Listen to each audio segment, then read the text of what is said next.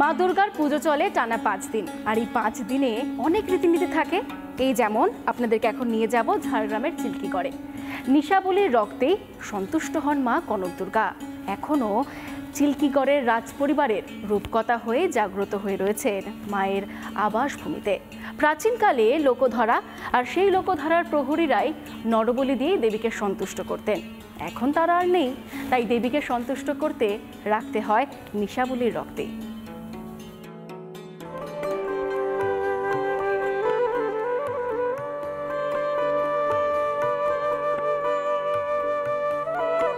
রানীর হাতের কঙ্কনবালা দিয়ে তৈরি দেবী কনক দুর্গা। প্রায় 600 বছর আগে চিল্কিগড়ের রাজ পরিবারের সদস্যরা এই পুজোর সূচনা করেছিলেন।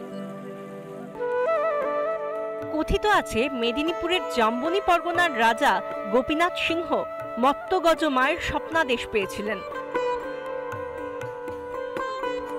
দেবীর এক হাতে খড়গ, এক হাতে অশ্বের লাগাম, অন্য হাতে বরাভয়।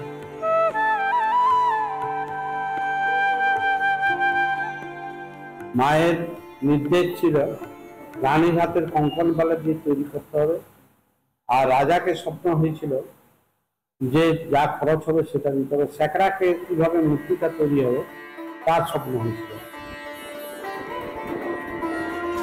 ঝাড়গ্রাম শহর থেকে 15 কিলোমিটার দূরে ডুলুং নদীর পাড়ে বিরাজ করছেন দেবী কনক দুর্গা। বর্তমানে যে জায়গায় দেবীর মন্দির রয়েছে তার নাম হলো গড়লাটা। অতীতে এই স্থানের নাম ছিল তিহারগড় বা তিহারদ্বীপ। মন্দিরের চারপাশে রয়েছে বিভিন্ন ধরনের ভেষজ উদ্ভিদ। আগে এখানে হতো নরবলি, এখন হয় নিশাবলি।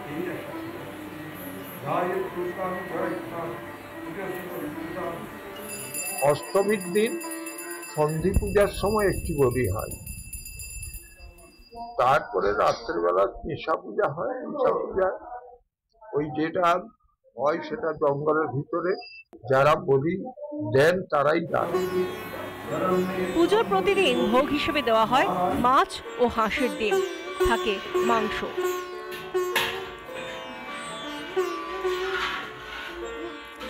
মাছ ডিম পুজোর প্রদিন দিতেই হবে। শুনেছি নাকি মাংসও দিতে হয়। হ্যাঁ, মাংস হয়, সেটা আলাদা করে, ওটা ওর নাম বিরাম ভোগ। ষষ্ঠী থেকে পুজো শুরু হয় কনক দুর্গার। অষ্টমী নবমীতে ভক্তের ঢল নামে মন্দিরে। পুজোর মাহাত্ম্য এতটাই, শুধু এই রাজ্য নয়, ভিন রাজ্য ঝাড়খণ্ড, বিহার, উড়িষ্যা থেকেও দর্শনার্থীর পাশাপাশি ভক্তরা ভিড় জমান এই মায়ের মন্দিরে। চিল্কিগড় থেকে রবীন্দ্রনাথ মাইতি, রিপাবলিক বাংলা। দক্ষিণ কলকাতার ছবি দেখছিলেন এতক্ষণ ধরে। এবার আপনাদেরকে নিয়ে যাব নদিয়াতে। নদিয়ার কল্যাণীর ITI মোড়ের লুমিনাস ক্লাবের পুজোয় চলছে একেবারে শেষ মুহূর্তের প্রস্তুতি। উদ্যোক্তাদের আশা যে অন্যান্য বারের তুলনায় এবার আরো বেশি দর্শক আসবে মণ্ডপে।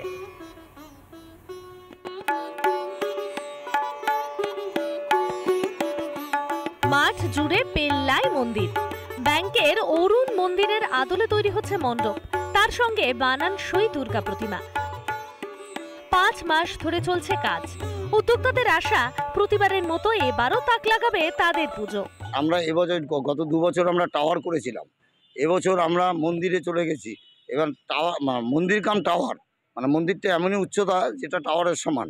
তো আমরা 2 ধরনের দর্শক পাবো, এটা আশা রাখছি। নদিয়ার কল্যাণীর ITI মোড়ের লুমিনাস ক্লাবের পুজোয় সামুদ্রিক ঝিনুক দিয়ে তৈরি হচ্ছে মণ্ডপ। ওটা পিচবোর্ড, আঠা এবং সামুদ্রিক ঝিনুক, যে ঝিনুক সচরাচর পাওয়া যায় না, সেই ঝিনুক দিয়ে আমরা লক্ষ লক্ষ ঝিনুক দিয়ে আমরা হস্তশিল্পের মাধ্যমে বাইরে এবং ভেতরটা আমরা সম্পূর্ণ ফুটিয়ে তুলছি। পুজো শুরু হতে আর কটা দিন বাকি, কিন্তু যেন তর সইছে না এলাকাবাসীর। এখন থেকেই চলছে প্রতিমা দর্শন। খুব সুন্দর এখানে পুজোটা হচ্ছে। প্রতি বছরের তুলনায় এবারটা আরও একটু বেশি, মানে ব্যাংক অরুণ মন্দির যেহেতু হচ্ছে, সবার একটা মানে আনন্দ, মানে আসবে অনেক লোক এবার হবে আশা করি। তো খুব মজা হবে, খুব আনন্দ হবে, আমরা তো খুব এক্সাইটেড। প্রতিবারই লুমিনাস ক্লাবের পুজো দেখতে ঢল নামে দর্শকের। পুজো উদ্যোক্তাদের আশা অন্যবারের রেকর্ড ভাঙবে এবারের পুজো। রিপাবলিক বাংলা।